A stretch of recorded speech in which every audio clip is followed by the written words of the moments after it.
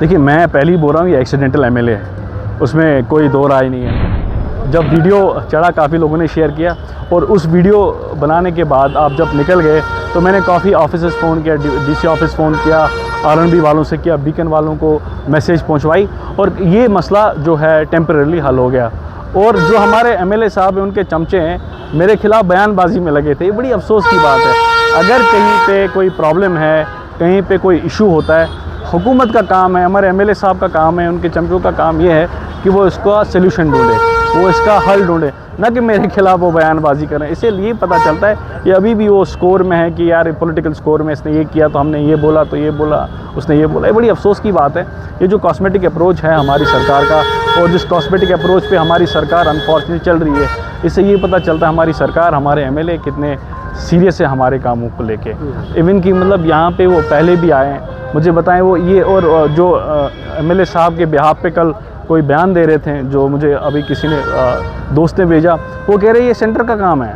पर मुझे ये समझ नहीं आ रहा फिर आपका क्या काम है। आप रिप्रेजेंटेटिव है, लोकल रिप्रेजेंटेटिव हो। जब आप एमएलए तब आप सदन में हैं, तब आप बात करते हैं। आपको चाहिए ये मसला उठाना, इस मसले के लिए आप आरएनबी जाइए, आप बीकन में जाइए, आप उन अथॉरिटी से बात कीजिए, मीटिंग लीजिए। लेकिन ये सब नहीं करते हैं, ये सफ़र करवा रहे हैं लोगों को। अब मुझे नहीं पता कि टाउन के साथ क्या खसूसी दुश्मनी है, हालांकि टाउन के लोगों ने भी बड़े अच्छे से इनको वोट डाला। और मैं एक और इंटरेस्टिंग बात बताना चाहूँगा, जब मैं म्यूनसिपैलिटी में था, जब मुझे नो कॉन्फिडेंस मोशन हुआ था, तो मुझे बोला गया था ये जो म्यूनसिपल काउंसिल का जो ऑफिस है, ये ब्लॉक ऑफिस बन गया है। इसमें एक आपको वीडियो भी मिला है और उन्हीं लोगों ने बताया ये जो इन्हीं लोगों के साथ है। तो इनकी पॉलिटिक्स बड़ी डिवाइसिव है, ये तोड़ने की है, ये जोड़ने वाली सियासत नहीं है। तो ये रोड क्या जोड़ेंगे?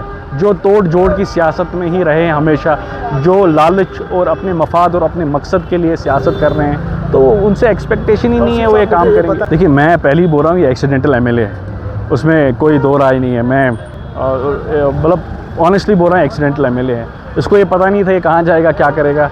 अब जब इंसान के जो मामलात होते हैं, अगर वो पर्सनल हो, अपनी ग्रोथ देखें, अपने आसपास जो लोग हैं उनकी ग्रोथ देखें, तो लोगों का कहाँ काम होगा। आप देखें ना, ये अगर आप देखें ये ब्लॉक में ठेकेदार कौन बन रहे हैं, ये ब्लॉक के काम किनको मिल रहे हैं, एक जाके आप एक सर्वे कीजिए। आप देखिए जो नरेगा वरेगा के जो काम हैं, ये जो अभी तक मसले क्या बोलते हैं हुए हैं ब्लॉकों में, बाकी ऑफिस में, ये हमारे जो एमएलए साहब का रोल क्या है, वो आप देखिए, एक सर्वे कीजिए। आप देखिए किसको काम मिल रहा है, कौन क्या कर रहा है, कौन पैसा कमा रहा है, किसको ठेके मिल रहे हैं, वो देखिए ना आपको पता चल जाएगा। लोग परेशान हुए हैं, अब बेचारे बोल नहीं पा रहे हैं, डरते हैं, क्योंकि पास्ट एक्सपीरियंस काफ़ी बिटर रहा है लोगों को। यहाँ पे बहुत सारे लोगों को बड़ा कुछ किया गया है जो मैं सुनता हूँ। लेकिन हमारी उम्मीद ये है कि एमएलए साहब को अभी भी ये चाहिए कि बारामूला के लोगों के मसले मसाइल देखें। उसमें ये नहीं देखना चाहिए किसने वोट दिया, किसने नहीं दिया।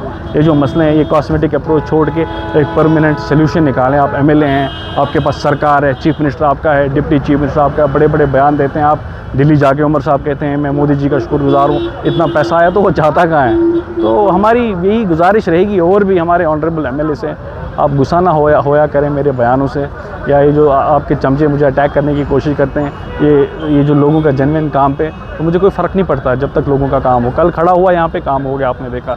इसी तरह हर जगह खड़ा हो जाऊँगा जहाँ पे ज़्यादती हो जाएगी, जहाँ पे काम नहीं हो जाएंगे। मैं किसी से डरता नहीं हूँ।